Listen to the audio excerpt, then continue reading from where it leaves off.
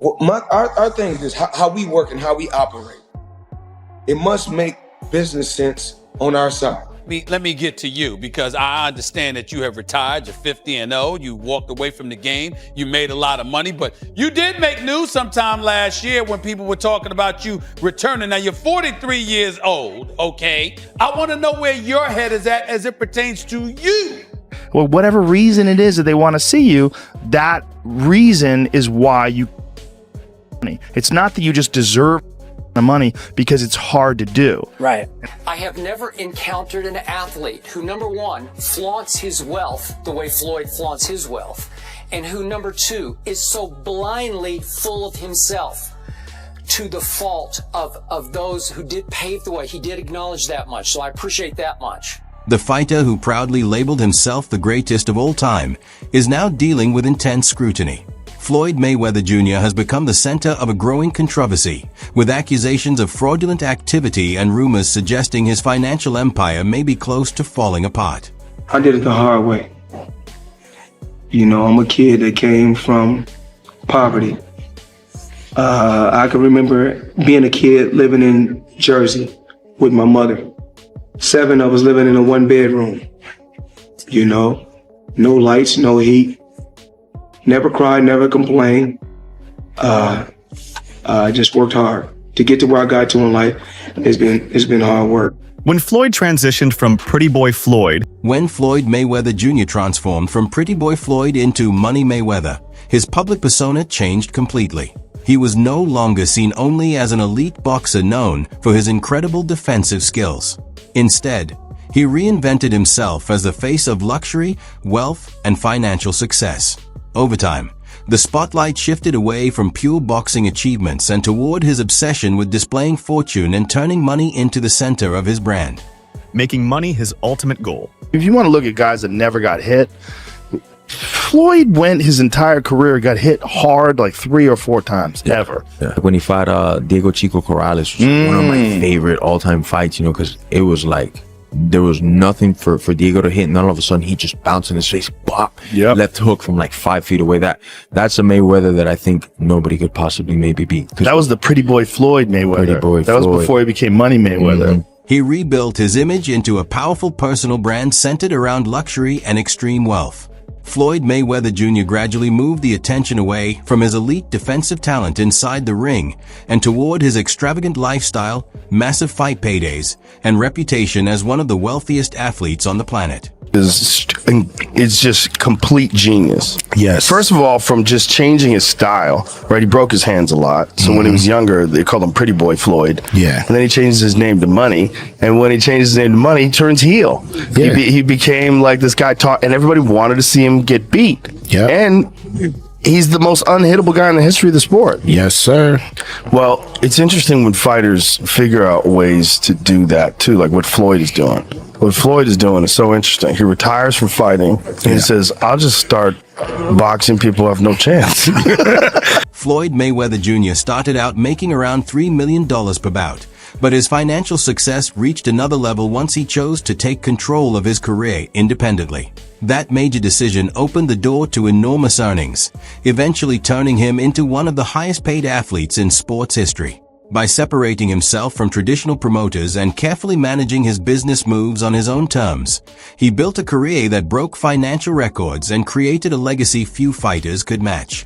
Floyd Mayweather was the highest paid athlete in the world, and you won't believe why. Early in his career, Floyd partnered with a fight promoter where he was making $3 million a fight, but he wasn't satisfied. He thought he could make way more with pay-per-view and wanted out of his contract. So he bet on himself and paid his manager $750,000 to get out. And you won't believe what happened next, so drop a follow. This would prove to be a huge win for Floyd, and after going independent, he made nearly $1 billion and became the highest paid athlete in the world.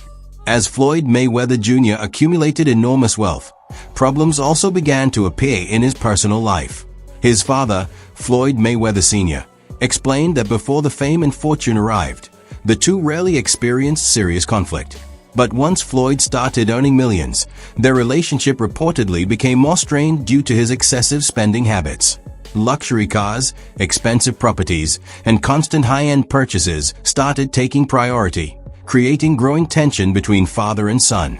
Floyd Sr. suggested that money can completely change people and the way they behave. We have never had an argument in our life, me and him. Then we had an argument on what was the name of it? HBO. We was on HBO. Then another time we argued over by the car. I'm saying, man, what is all this about now? I'm just saying, you know, and we never had no argument. All of a sudden, it is what it is. Sometimes, you know, hey, when people get, it ain't about me training or anything like that. People get money, man, things change. I don't care whether it's your father, mother, whoever. Father, mother, brother, sister, name it. You know, if sometimes when people get money. As Floyd Mayweather Jr. became richer and more successful, many people felt his attitude also began to change. Reports of growing arrogance allegedly damaged several important relationships in his life, including bonds with longtime friends. Fellow boxing legend Mike Tyson publicly spoke against Floyd's behavior, arguing that arrogance is not something to admire.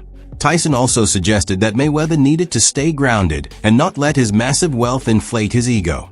How do you feel about Floyd, though? Huh? How do you feel about Awesome Floyd? fighter, great fighter. You know, he's a little too into himself. You know, he should be. I was the same way too, but you have to come to reality some way. You have to bring your head down to God. We're nothing to be fucking arrogant. You expect us to be ignorant and arrogant. Look where we came from. That's why I asked the question earlier about you mentoring fighters, because I feel like Floyd looked at you growing up like every other fighter. And the persona and the lifestyle was like, growing up in the hood, we looked at it like, that's Mike Tyson. We see the cars, the jewelry, the flair. Like you was a movie star. You was a hero. I didn't see that. The friendship between Floyd Mayweather Jr. and 50 Cent was once considered one of the most high-profile relationships in sports and entertainment. However, as Floyd's wealth continued to grow, their connection reportedly began to fall apart. According to 50 Cent, Mayweather became overly consumed by money and financial success. Their fallout reportedly deepened after Floyd claimed he never relied on 50 Cent for support, despite the years of loyalty and friendship they had shared. Many people viewed the split as another example of Floyd prioritizing wealth over long-standing relationships and personal legacy. And I'm sitting there going, yo, when you gonna give me the money? Because you had already invested. Yeah. Right, like when you gonna give me your half of the money back. But I ain't trying to press him because he just got out of jail, right? So it's like, let him cool his heels before you. Was that in the millions? Yeah. Okay. So you sitting there big, and I'm like, yo, so when, but see, the fighters are an asset in themselves. They are that talent, regardlessly. Right. You know, so I'm looking at him going, so there ain't no pressure there, but I'm saying, when is he going to say he wants to, you know, to give me the other half of it? Why I got to ask you for it? Right. And then when he. Are we talking over $2 million? It's about that. Oh, okay. At that point, it was, you know, invested in. All right. So look, he goes, when he finally does bring up the actual the situation, he acted like he didn't know anything. Like, I didn't tell y'all to do that. I didn't tell you to do that. Oh man. He said something to me one time, very simple. He said, "What a prize fighter fight for?" And I'm like, and he said, the prize. So it's okay for you to watch the fight. Don't nobody watch Floyd fight to see how amazing he is. They watch it for the opportunity to see him lose. Right. Because they don't like him. They don't like him because everything that he says is about money. There's nothing else. There's no values. There's no, like the people's champ, like Ali was standing for the same things. Right. The audience was standing for. You know, he doesn't have any of that. It's just money. You know what I'm saying? And that, he knows you don't like him. Floyd Mayweather Jr. also experienced a fallout with one of the fighters once viewed as his top protege, Gervonta Davis. Davis reportedly felt that he was being taken advantage of during their professional relationship. According to Tank, Floyd kept him dependent on his management and guidance even as Davis generated major earnings from his fights. tension reportedly grew over financial issues, with Davis believing he was not being compensated fairly, eventually leading him to cut ties with Mayweather. Or I'm gonna be back asking you for money. Nah, why would I do that? I give her a couple dollars. I take some, whatever. Whenever you need some money, you feel me? But when I was legit to be able to get her out the hood, that's what I did. Like, I had to learn that coming up that, like, a motherfucker will put you in a position to always need him. And, like, to the world, it might look like that's a great person. But, like, to somebody to understand, you understand, like, what Kendrick Lamar say? Nah, that's a master manipulator. Like, cause if I gotta put you in a position that they always need me, you always gotta, I'm gonna just give you crumbs. And we hear it a lot. Like, if I'm like, what's $1,000? You know what I'm trying to say? But to you who don't have it, is a lot. And I know you gonna go to war for that $1,000. So me understanding that, $48 of plot power, I'm gonna always feed you a little bit so you can be excited and do just enough to come back around. But I ain't really, just put me in a position to be able to, you know, make my own thing. And I don't want to say no name, but they wind up catching it. The people that's over top of me, I mean, like, I was signed to him, and Floyd signed to him. So the person that, he said, okay, cool, I see what's going on. That's when he started taking over my career. Tank also pointed out that Floyd struggled to accept when others rose above him, suggesting he grew envious of fighters who out-earned him or were viewed as greater. He even went as far as saying Muhammad Ali wasn't superior to him. I'm on record to say this. Okay. Out of all these guys in the history of boxing, yes, I've accomplished more than every fighter in the history of boxing.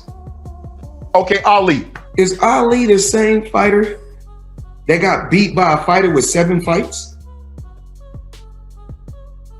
Leon Spinks beat Muhammad Ali when he only had 7 fights. Yes. And if we really tell the truth, if we really tell the truth, well, that's what you're here for. You're here to tell the truth. What's the heavyweight guy that Ali fought 3 times? Ken Norton, actually. Ken Norton really beat Ali all 3 times. Go back and look at the fights. I mean, we just telling the truth. And I love Ali, of course. Mayweather's confidence didn't stay limited to his personal relationships. He soon started openly displaying his wealth on a global stage, which further deepened public criticism toward him. His frequent showcasing of a luxury lifestyle, combined with his controversial statements, contributed to him being labeled as one of the most disliked figures in boxing history. Comments where he repeatedly insisted he was the greatest, no matter what others had achieved, only made public opinion turn even more against him. In all of my career, I have never encountered an athlete who, number one, flaunts his wealth the way Floyd flaunts his wealth, and who, number two, is so blindly full of himself to the fault of those who did pave the way. He did acknowledge that much, so I appreciate that much.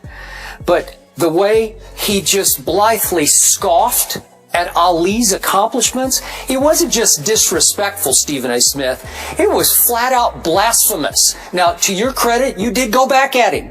You can't. Okay, and to Floyd's credit, you know what? Early in Ali's career, he did get dropped. Not by Burt Cooper, by Henry Cooper in London. He fought him twice in London. And he did get dropped, and he got right back up and won the fight. Because of his bold personality and constant display of luxury, Floyd ended up being labeled by many as one of the most unpopular figures in boxing. His unwillingness to respond to criticism or get drawn into public disputes only increased the hostility toward him, that he frequently stated that public opinion meant nothing to him, and that he would keep competing, whether in exhibition events or official fights. This disregard for outside criticism made him even more polarizing, leaving fans and analysts questioning his true intentions. Watching him fight because they hate him. Because he talks so much shit, and he's like, look at my $1 million watch, look at my fucking jet, look at my house, look at this. He's like constantly showing you all these things that he has. Like, he'll lay out watches in a hotel bed, like this is $1 million worth of watches, this watch goes for $2 million. And my most expensive watch that I currently own is $18 million. One watch. And so you hate him. People hate him. He creates envy. Yes. Yeah, he creates envy, and you want him to lose, but he's not gonna. After stepping away from professional boxing, Floyd shifted his focus to exhibition matches. However, these appearances were met with heavy backlash from critics. Many argued that he was damaging his legacy by facing relatively unknown opponents, seemingly prioritizing financial gain over his established reputation. Floyd, what does it mean for you to go out on your terms, not on anybody else's terms, but you to make the decision, you know what, this is it, I don't care what all you guys say, I'm out of here, I'm done? I mean, I think I just had a game plan. I had a brilliant game plan. The game plan was to be very outspoken. You know, I was born with personality. I was born with charisma. Speak my mind. Speak from the heart. You know, I don't hate or dislike anyone. I want to go out there, you know, and just do what I have to do inside that square circle. Choose a tremendous team on the outside that's going to help me take things to the next level, and that's what I did. His exhibition bouts quickly gained a reputation for being primarily profit-driven, with critics arguing that the focus had shifted toward maximizing revenue. Many felt these matches were less about genuine competition and more about securing the highest possible share of earnings, rather than delivering meaningful or competitive fights for fans. And that's the shot. But you know what it is? I think obviously with Floyd, he gets the biggest percentage of the purse, isn't it? Yeah, but he can still get the biggest percentage of the purse. Yeah, but Ricky Hatton's going to want more. He'll want more. He'll want more. He'll want more. Yeah. But I'm sure when they fought in their heyday, Floyd got more. Yeah, of course. So, you know what I'm saying? No, but Floyd wants like 95% more. 90% more. You know what I'm saying? It's not like... He's like 95-5. Yeah, that's how he likes to do it, innit? Because I'm not going to lie, if Floyd fought Ricky, both of them now, catch weight, 154, O2 Arena, it will sell out. It will sell out. It will sell out. Floyd's image in exhibition boxing took another hit when accusations surfaced suggesting payment issues involving his opponents.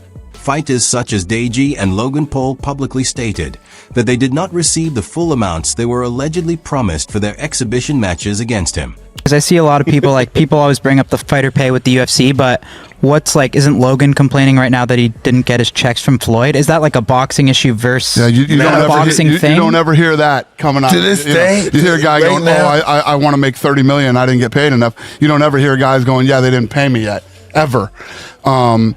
Is that like a boxing issue? Well, here's what happens when you go in and you do these fights, and you make them. And Hunter, correct me if I'm wrong. You do these fights that are exhibitions or whatever. The commission isn't overseeing it. So let's say I did a fight with Mike. I got Mike fighting, Francis or something. The athletic commission gets the money up front, so they pay the fighters. They don't have to wait for. That was the big problem in the past, is that these boxing promoters would come in and they wouldn't make as much money as they thought they were going to do, so they would stiff the fighters and not pay the guys. And that's why these regulations are in place in these different states. As time went on, Floyd's career and the excitement around his name gradually started to decline. While he was once a dominant force in boxing, more attention began shifting toward controversies outside the ring rather than his achievements inside it over time. Various allegations and disputes surfaced, including claims involving a $42 million financial scam, which further complicated his public image. There were also reports circulating about financial pressure and legal troubles, with some sources suggesting issues related to unpaid obligations abroad, including mentions of him being held in Dubai due to such disputes. There was some drama going on about Floyd Mayweather being stuck in Dubai. However, that man was at Game 5 of the Clippers game. He's claiming that he is stuck in Dubai because there is debts that he has to pay off and they're not letting him leave. And we're sitting at Game 5 and I look over and I'm like, dude, that's Floyd Mayweather. Royce takes a video of Floyd Mayweather at the Clippers game, posts it on his TikTok. It goes viral. He posts 2 videos, both go viral. And the comments, nobody is believing him. They're like, that's not really Floyd. That's a clone. Floyd's stuck in Dubai. And the crazy thing was, usually when you're at these games, they'll have like, oh, special guest, celebrity of the night. They didn't show Floyd on the thing. But we have it on camera. But go check out Royce's videos if you guys want to see it. Mayweather actively built a public persona centered around being the world's highest paid athlete. He frequently highlighted his income and often claimed that no athlete in sports history had ever reached the same level of financial success. What did you see when you watched that fight? Look, Floyd needs to keep doing what he's doing, which is fighting complete tomato cans who we've never heard of before. I've never seen anybody in the history of America get so rich and so famous out of having complete wimps throwing punch at their faces. And I know what you're saying. You're saying, well, it's happened before. What about Rihanna? Shame on you. Lastly, I will not stand for that. I will not stand for that. But, however, boxing has a misconception. Too soon? Was it too soon? Chael Sonnen, a well-known combat sports figure, stated that Floyd's continued participation in exhibition fights appeared to be motivated purely by financial reasons. He argued that with the massive wealth Floyd had already accumulated, there was no real necessity for him to keep stepping into the ring against relatively unchallenging opponents just for additional money, according to Sonnen. This direction was seen by some as a departure from what made Floyd's legacy respected, with a suggestion that he may have been trading long-term reputation and honor for short-term financial gain. Floyd is still getting in there as recently as this weekend because he needed the money. You think Floyd's fighting because he needs the money? Yeah. Really? Why? You think he blew through all of his money? Get the fuck. Well, he blew through a lot of it, but I'm sharing for you, it wasn't what you thought it was. He blew through it and wasn't making as much as they're claiming he was doing $100 million a fight, and I'm claiming for you, he in his whole career has made about $100 million. There's a very wow. You know, Floyd had this long career. I could imagine him making more than $100 million. I understand that. Floyd was not Muhammad Ali, and Floyd wasn't Mike Tyson. I got it. I know people think he made 130 in a night. I'm sharing with you, he didn't, and no boxer has. No boxer's ever made 130 million in one night. This is silly. Floyd Mayweather has closed down a mall. He has rented out the entire mall and he spent $15 million. The proof that this happened is Floyd in a mall and Floyd with a bag of cash that probably had about 100 grand in. He says, man, I'm a VIP, I'm a VP, I'm a VVVVIP. Do you want to know why he was whispering, guys? He was whispering so that he didn't disrupt the employees and fellow shoppers at the mall. It's okay. This is a gimmick. Floyd did everything that Floyd is supposed to do. It's strange that a 50-year-old man would continue to do what he did when he was 28 years old. Eddie Hearn also expressed criticism of Floyd's recent direction in boxing, describing his fights as lacking real competitive value.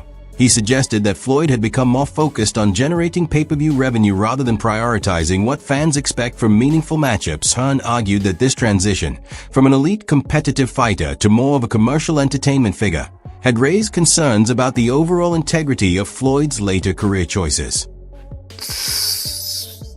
Somewhere between 2,000 and 4,000.